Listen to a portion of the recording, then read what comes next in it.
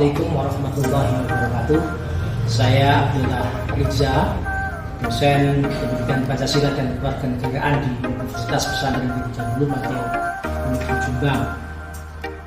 Mata kuliah ini adalah mata kuliah yang wajib diambil oleh seluruh mahasiswa dan wajib lulus. Pendidikan Kewarganegaraan dan Pancasila merupakan mata kuliah yang punya tujuan untuk membentuk masyarakat yang baik atau good citizen. Oleh karena itu, masyarakat yang baik adalah masyarakat yang tahu hak dan kewajiban, masyarakat yang punya karakter keindonesiaan, dan masyarakat yang mampu berpartisipasi secara aktif, tentu sesuai dengan kapasitas masing-masing. Saya sering sampaikan kepada teman-teman mahasiswa bahwa Pancasila dan Undang-Undang Dasar 1945 itu adalah kitab suci kita berbangsa dan bernegara. Oleh karena itu, untuk menjadi masyarakat yang baik harus memahami dan mengetahui yang menjadi kitab sucinya. Sedangkan pendidikan kewarganegaraan itu merupakan bagian dari penafsiran terhadap kitab suci, yaitu Pancasila dan Undang-Undang Dasar 1945. Oleh karena itu, Pancasila dan pendidikan kewarganegaraan dalam proses pembelajarannya bisa melalui 3 pendekatan. Yang pertama adalah pendekatan secara kurikulum, yang kedua pendekatan secara ekstra kurikulum, dan yang ketiga pendekatan hidden kurikulum. Oleh karena itu, mari ikuti perkuliahan saya, perkuliahan perdana yang akan kita laksanakan pada pagi ini. Perkuliahan saudara-saudara, pagi ini kita akan menyampaikan tentang urgensi pendidikan kewarganegaraan atau pentingnya kenapa kita harus mengikuti kuliah pendidikan kewarganegaraan. Ini adalah mata kuliah wajib diambil oleh seluruh mahasiswa dan wajib lulus. Karena saya sering mengatakan di teman-teman mahasiswa yang lain bahwa Pancasila dan Undang-Undang itu adalah kitab suci kita berbangsa dan bernegara. Kadang-kadang saya mengatakan demikian juga banyak disalahpahami. Kalau itu kitab suci berarti menjadi tandingan Quran dan hadis. Bukan.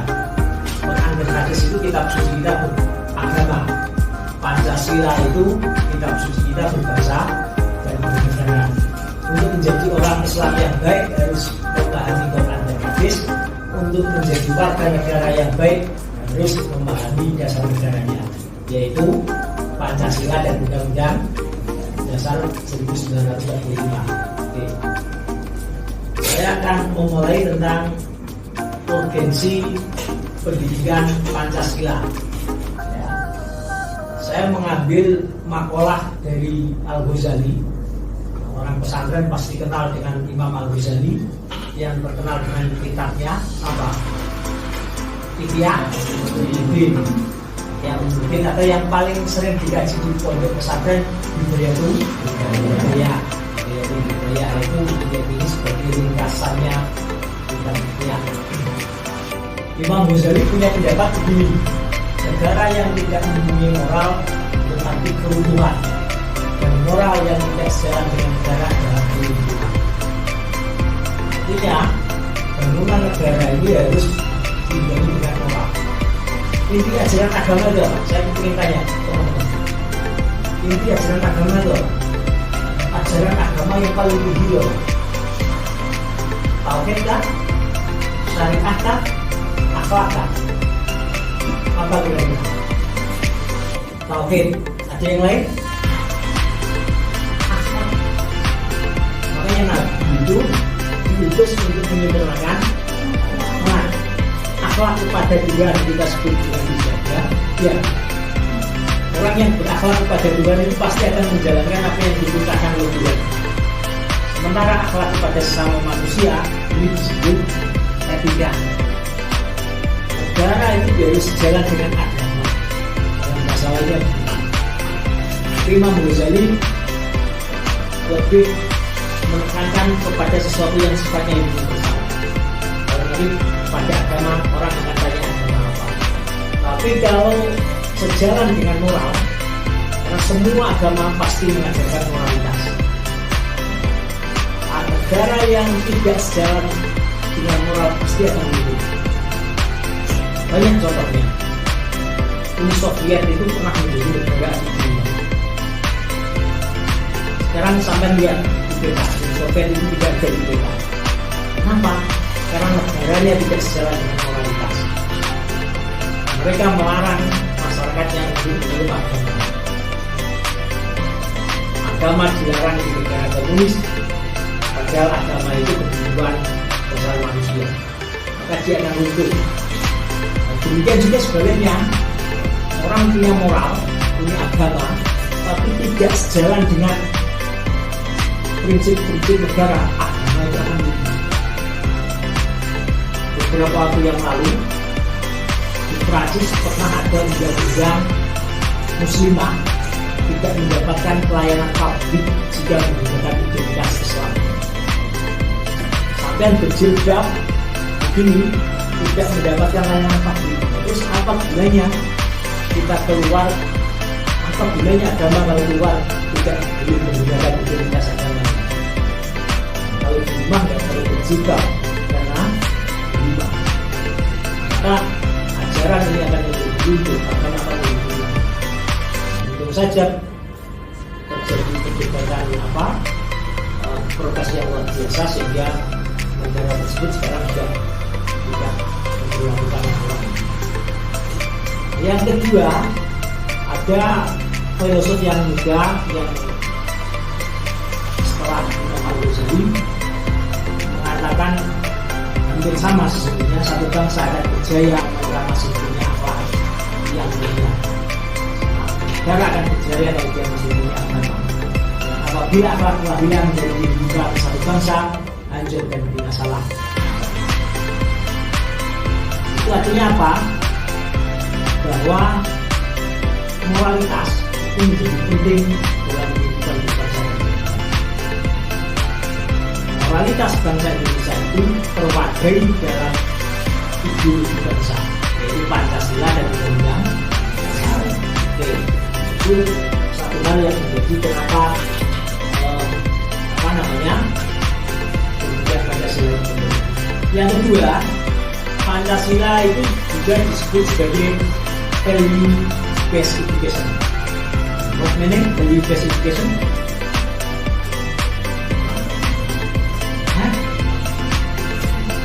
Value based dasar, nilai-nilai dasar pendidikan, nilai-nilai dasar pendidikan. Oleh karena itu Pancasila ini salah satu kajian yang mempunyai misi nasional untuk mencerdaskan kehidupan bangsa dan negara melalui koridor nilai-nilai dasar berbangsa dan bernegara. Karena itu pendidikan Pancasila dibangun dengan paradigma dasar sebagai berikut. Yang pertama, Pancasila itu diajarkan secara kurikuler. Kurikuler itu ya menjadi kurikulum pendidikan mulai dari sekolah dasar sampai sekarang. Dulu zaman saya, setiap jenjang pendidikan itu ada istilahnya penataran tempat. Anak dari SD ke SMP harus mengikuti 4 jam tempat pendidikan moral Pancasila. SMP ke SMA 8 jam. Mahasiswa 16 jam. 16 jam kalau misalnya 1 jamnya dibagi 4 jam, maka selama 4 hari atau 1 minggu dia harus penataran tempat. Pegawai negeri itu sampai 120 jam lebih untuk mendapatkan penataran tempat. Tujuannya apa? Tujuannya supaya bangsa ini benar-benar memahami. Jadi jangan salahkan Pancasilanya, jangan salahkan hukumnya. Yang salah adalah orangnya. Moralitas, makanya itulah pentingnya sebuah moralitas, sebuah pendidikan. Oleh karena itu secara kurikulum itu tidak cukup dalam pembelajaran Pancasila. Harus juga secara ekstrakurikuler. Ada pendidikan organisasi itu yang tidak mengajarkan Pancasila secara kurikulum, tapi nilai-nilai ini jenjang. Yang ketiga ini yang penting, ada hidden kurikulum. Hidden kurikulum itu kurikulum yang tersembunyi, yang hidden. Agamanya juga demikian. Bagi kalangan terpelajar seperti kawan-kawan ini, beragama harus tahu dalilnya, beribadah harus tahu dasarnya. Tapi masyarakat bergaya tua-tua yang penting dia baik, yang penting dia ibadah tanpa harus tahu dalilnya. Pancasila juga demikian. Sing penting kita apik kalau tahu itu orang selalu tahu itu tidak membuat keresahan. Itu adalah nilai-nilai Pancasila yang diajarkan secara hidup. Dan itu tanggung jawab kita semua. Sekarang kita berbicara tujuan. Apa tujuan orang belajar agama, orang belajar Pancasila? Karena saya tadi awali dengan kata kunci kitab suci, Quran hadis kitab suci kita agama, sementara Pancasila dan undang-undang kitab suci kita berbahasa dan negara. Untuk menjadi orang Islam yang baik itu harus tahu Quran dan hadis. Bukan hanya tahu, tapi paham. Bukan hanya tahu dan paham, tapi juga mempraktekkan. Untuk menjadi warga negara yang baik, maka dia harus tahu ideologinya. Ya. Masyarakat yang baik itu disebut dengan good citizen. Tujuan mempelajari Pancasila secara klasik adalah untuk membentuk warga negara yang baik atau good citizen. Di era reformasi ini tujuannya adalah untuk meningkatkan kompetensi masyarakat agar mampu menjadi warga negara yang berperan aktif dalam sistem pemerintahan yang demokratis. Artinya apa? Tujuannya adalah supaya kita tahu hak dan kewajiban. Kadang-kadang kita merasakan ini tidak adil, ini ketimpangan, ini karena kita tidak tahu hak dan kewajiban kita. Kalau kita tahu hak kewajiban kita, maka kita bisa memperjuangkan hak kewajiban. Makanya pendidikan. Sekarang pendidikan masih berapa tahun? 12 tahun. Mestinya 12 tahun pembelajaran itu karena itu wajib pemerintah memfasilitasi. Kenapa kok sampai ada yang tidak terfasilitasi? Karena mereka tidak tahu hak dan haknya, sehingga kadang-kadang kewajibannya juga tidak tahu kewajibannya, sehingga haknya juga terabaikan. Seperti di kontrak awal perkuliahan kita sudah berbicara tentang hak dan kewajiban. Kewajiban saya datang mengajar, maka saya harus datang setiap mengajar. Hak sampean mendapatkan pengajaran, maka sampean boleh menggunakan haknya, boleh tidak menggunakan. Ini cara belajar orang dewasa harus ada kebebasan untuk memilih. Ini adalah bagian dari praktek kita di bahasa dan negara. Oke. Heart and hand. Kognitif, afektif, dan psikomotorik. Ya. Oke. Pancasila tujuannya juga begitu. Civic knowledge. Civic knowledge itu adalah pengetahuan yang harus dimiliki oleh warga negara berkaitan dengan hak dan kewajiban. Warga negara ini kalau sudah tahu hak dan kewajiban, civic knowledge, maka diharapkan dia juga punya civic skill. Apa civic skill itu? Keterampilan yang ditegakkan dari pengetahuan warga negara agar pengetahuan yang dimiliki lebih bermakna. Civic skill itu bisa intellectual skill, bisa participant skill. Apa intellectual skill itu? Teman-teman mahasiswa kalau melihat ketidakadilan, tidak harus bingung, tapi silahkan nulis opini Pak. Kalau opini sampean bagus, maka akan mendapatkan respon yang bagus. Ada istilah no justice. Ya.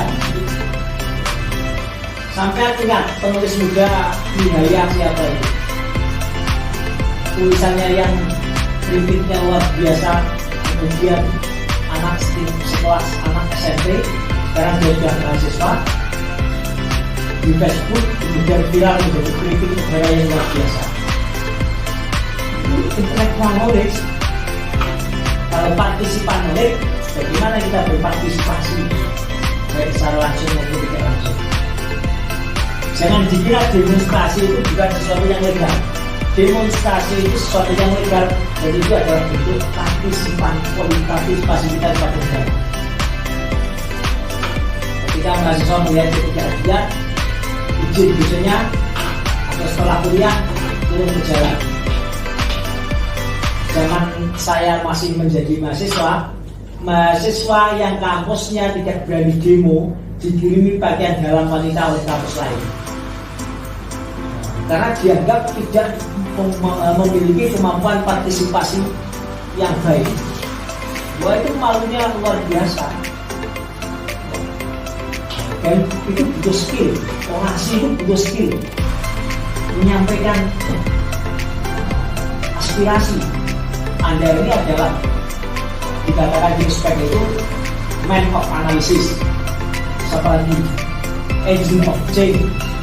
Ya, agent of change ada yang perubahan kalau tidak mampu merubah lingkungannya. Jangan-jangan merubah dirinya sendiri tidak mampu, bagaimana bisa merubah lingkungannya? Ini kan juga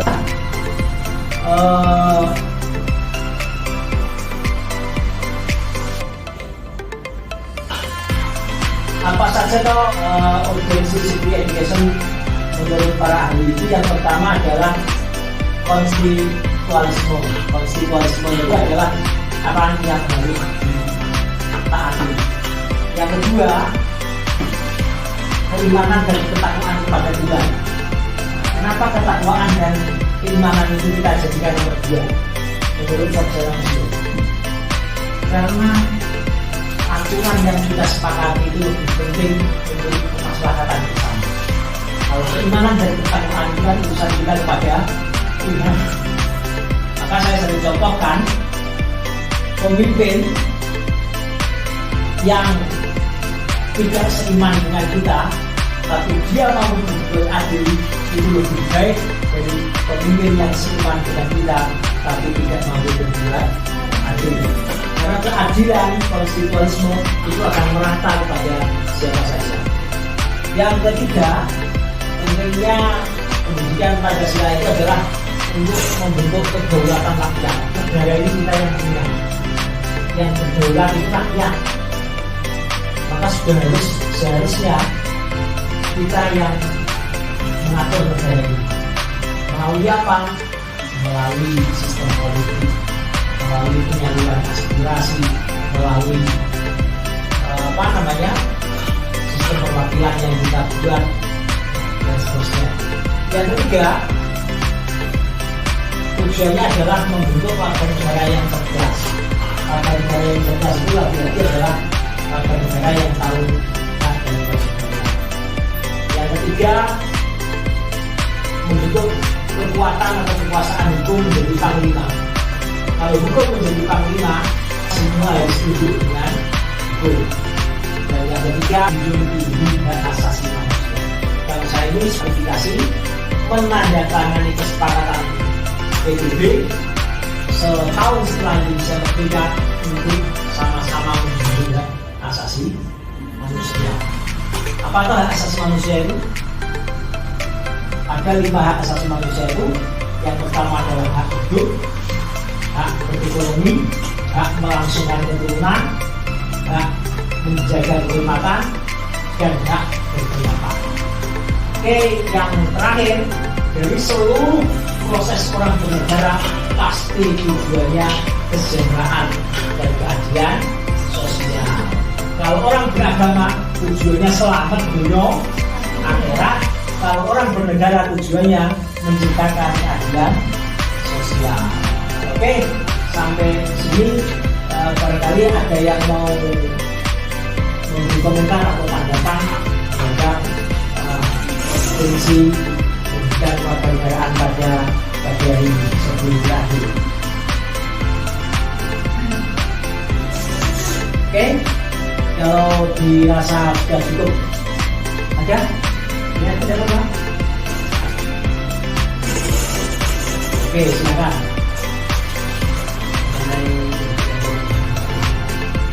Yang kita ketahui nama ini banyak sekali rakyat kita, baik itu sisi ekonomi, sisi pendidikan, dan sebagainya. Akan tetapi semua upaya sudah dilakukan untuk menyampaikan aspirasi kita kepada pemerintah. Namun apa tindakan pemerintah? Entah itu ya mungkin ada beberapa tindakan yang sudah berjalan tapi tidak bisa sampai kepada rakyat kecil. Mungkin bisa menjadi saran untuk aspirasi. Terima kasih. Jangan pernah berhenti untuk menyampaikan aspirasi kita. Negara kita ini negara yang luas dan bentuknya adalah kesatuan. Negara bentuk kesatuan memang salah satu bentuk negara terbaik. Tapi kendalanya jangkauan pembangunan sampai ke daerah biasanya memang mengalami keterlambatan. Ini berbeda dengan sistem negara yang seperti di Amerika, negara-negara bagian. Dia hanya mengurusi satu bagian negara, misalnya satu kabupaten. Maka jangkauan pemerintah sampai ke bawah akan lebih cepat dan lebih mudah. Nah, negara kita ini negara yang sangat luas, dipisahkan oleh laut, dan bentuk negara kita adalah negara kesatuan. Negara kesatuan memang diakui masih sistem negara yang terbaik meskipun ada kendalanya. Maka jangan pernah berhenti menyuarakan ini kepada pemerintah, tentu melalui jalur-jalur yang benar. Jalur yang benar itu yang pertama dimulai dari mana? Dari proses pemilihan wakil saudara. Maka pilihlah wakil saudara itu orang yang yakini bisa menyampaikan aspirasi saudara. Jangan memilih orang yang membayar saudara. Kadang-kadang persoalan bangsa ini bukan dimulai dari pemerintah, tapi kadang-kadang kesalahan masyarakat. Karena memang sudah menjadi kebiasaan. Saya tidak setuju kalau money politik itu budaya, karena yang namanya budaya itu adalah budi dan budaya, upaya yang baik. Tapi ini sudah menjadi kebiasaan yang akut dalam sistem politik kita. Maka dalam pertarungan politik di Indonesia itu seorang aktivis yang baik, yang terpercaya, biasanya sulit menang, masih kalah dengan orang yang punya isi tas yang baik. Syarat politik di Indonesia itu ada 3 tas. Yang pertama popularitas, yang ketiga trust, kepercayaan, yang ketiga isi tas, yang keempat baru elektabilitas. Siapa yang punya ini, maka yang ketiga ini harus dipangkas. Isi tas harus diisi dengan kualitas. Orang yang populer, orang yang dipercaya, orang yang berkualitas, baru orang yang terpilih. Ini adalah tanggung jawab kita untuk bagaimana menyadarkan masyarakat supaya tidak terjebak dalam kepentingan-kepentingan yang sifatnya sesaat. Itu yang bisa kami sampaikan karena waktu sudah sangat mendesak. Terima kasih atas partisipasi saudara-saudara. Kita ketemu lagi di pertemuan yang akan datang. Terima kasih. Assalamualaikum warahmatullahi wabarakatuh. Waalaikumsalam.